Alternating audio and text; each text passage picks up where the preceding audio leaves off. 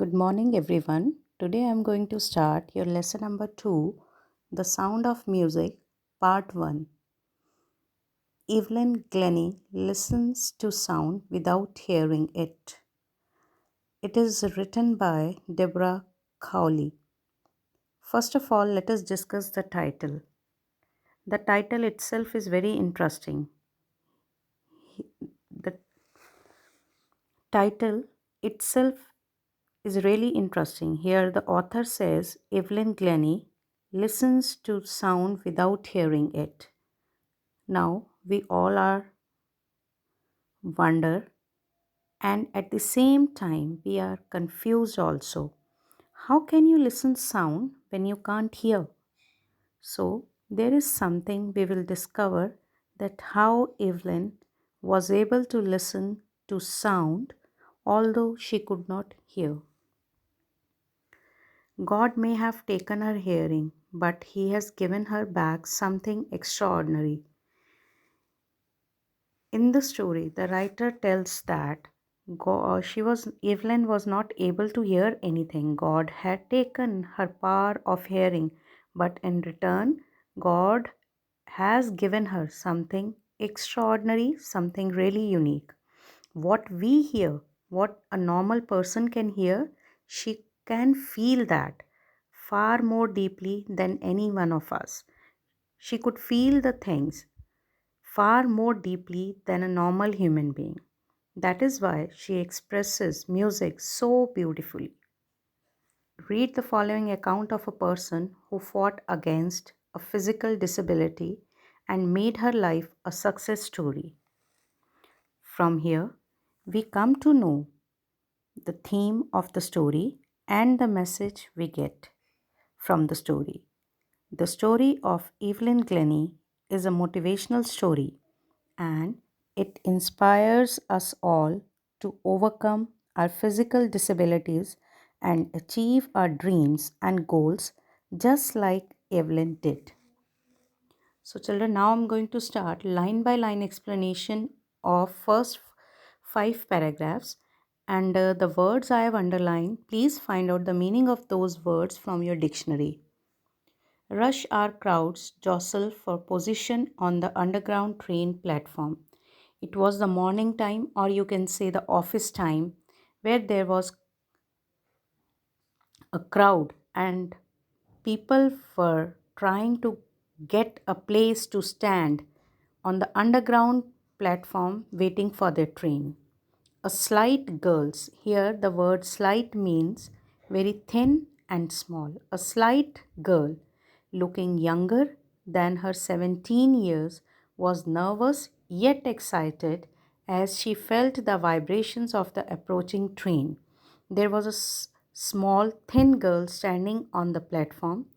She seemed to be 17 years old. She was nervous.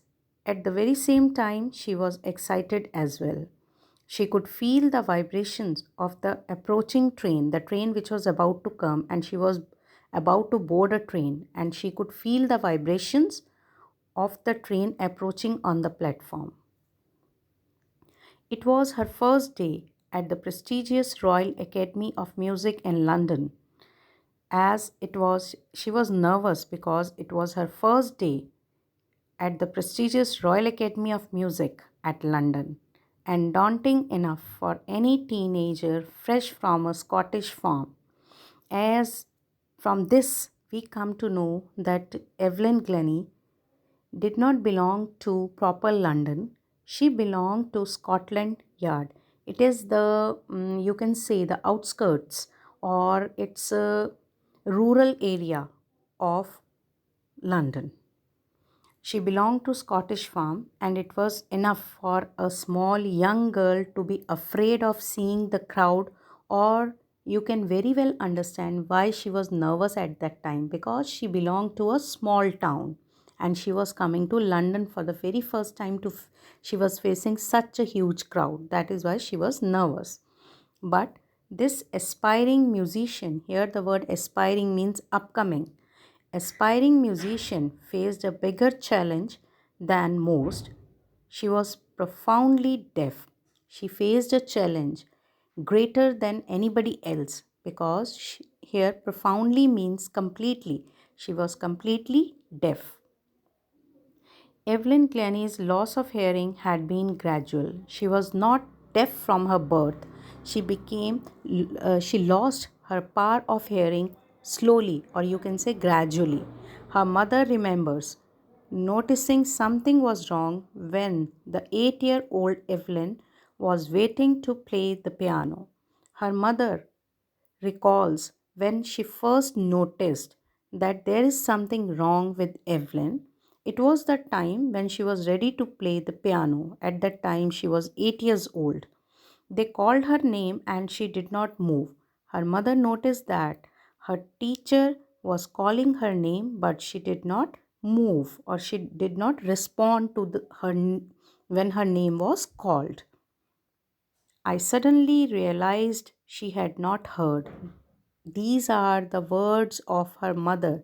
Her mother says that time she realized that she had not heard anything.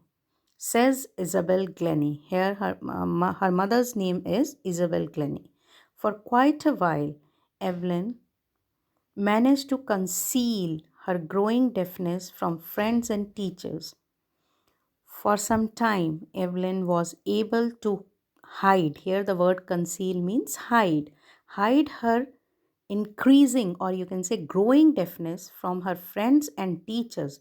But by the time she was 11, her marks had deteriorated. Here, the word deteriorated means getting lesser day by day, and her headmistress urged her parents to take her to a specialist. Her deafness was increasing and her marks in was also decreasing day by day. That is why her headmistress requested her parents to take her to a specialist. It was then discovered that her hearing was severely impaired as a result of gradual nerve damage. When her parents took her to the doctor, or you can say a specialist, then they came to know that her hearing was very badly affected as a result of gradual nerve damage. There was something wrong with her auditory nerve. Here, auditory nerve means the nerve which sends a signal to the brain that it is hearing something. They were advised that she should be fitted with hearing aids and sent to a school for the deaf. Then, there, the doctor advised them that Evelyn should be provided with hearing aids and sent to a school meant for deaf people. Deaf matlab those who cannot, means those who cannot hear. Everything suddenly looked black, says Evelyn. Evelyn says, on hearing the words of the doctor, it seemed the world has come to an end for her. But Evelyn was not going to give up, but she was not ready to give up, not ready to leave hope. She was determined, she was fully decided, she had completely decided to lead a normal life and pursue her interest in music, and she will continue with her interest in music.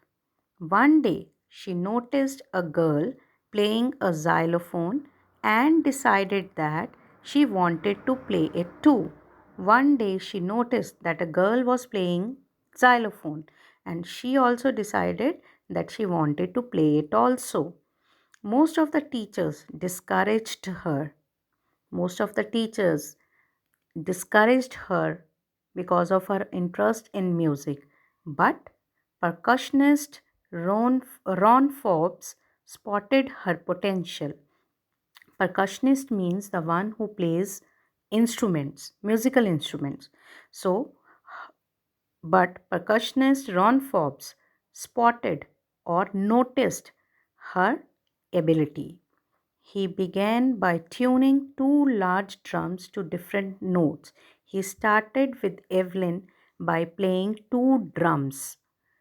at different notes. Here, notes means one at higher note and one at lower note. Don't listen through your ears, he would say. He told Evelyn not to listen to the music through her ears. Try to sense it some other way. He encouraged Evelyn to hear the music not through her ears but through any other means. Try to sense it some other way, says Evelyn. Says Evelyn. Suddenly I realized I could feel the higher drum from the waist up. Evelyn says suddenly she started to realize the notes of the higher drum from the upper waist, from the upper part of her body, and the lower one from the waist down, and she was able to feel the vibration of the lower drum through the lower part of her body. Forbes repeated the exercise. Percussionist Forbes repeated the same thing, and soon Evelyn discovered that she could sense certain notes in different parts of her body. And this way, Evelyn came to know that feel or she could feel the vibrations through different parts of her body. I had learned to open my mind and body to sounds and vibration. She says that time she realized to open her mind to listen or to feel the different vibrations and sounds through the different parts of her body. The rest was sheer determination and hard work, and the rest was her complete determination, her only determination and hard work, which helped her to achieve success. She never looked back from that point onwards. From that day onwards, she never tried to look back in her life. She toured the United Kingdom with a youth orchestra, and by the time she was 16, she had decided to make music her life.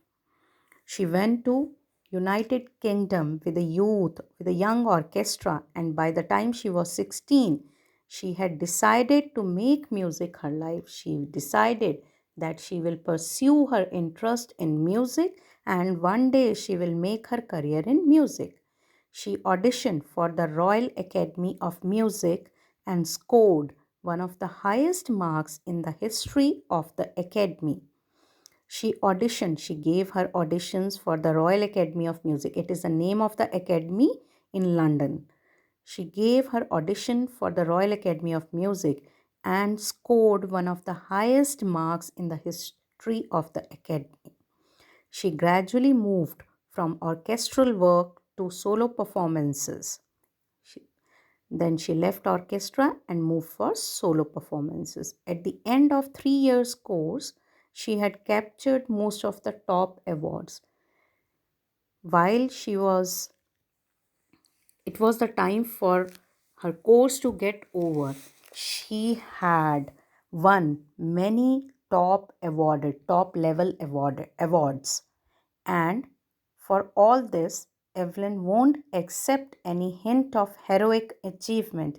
Here, Evelyn, she doesn't accept that she has done something extraordinary. Evelyn, if you work hard and know where you are going, you will get there. She says that she has not done something extraordinary. According to her, if a person works really hard and determined and focused, know where you are going means if you are focused, you will definitely get there. Here, you will definitely get there means you will definitely get success. And she got right to the top, the world's most sought after multi percussionist with a mastery of some thousand instruments and hectic international schedule. And she achieved world's most highest award, and she got mastery over thousands of musical instruments. Multi percussionist here means she was able to play more than one instrument. Multi means many. She was able to play more than 1,000 musical instruments, and because of this, she became very famous, and she has hectic international schedule because she has to go here and there for the performances. Children, this is all about for today. Rest of the lesson I'll complete next time.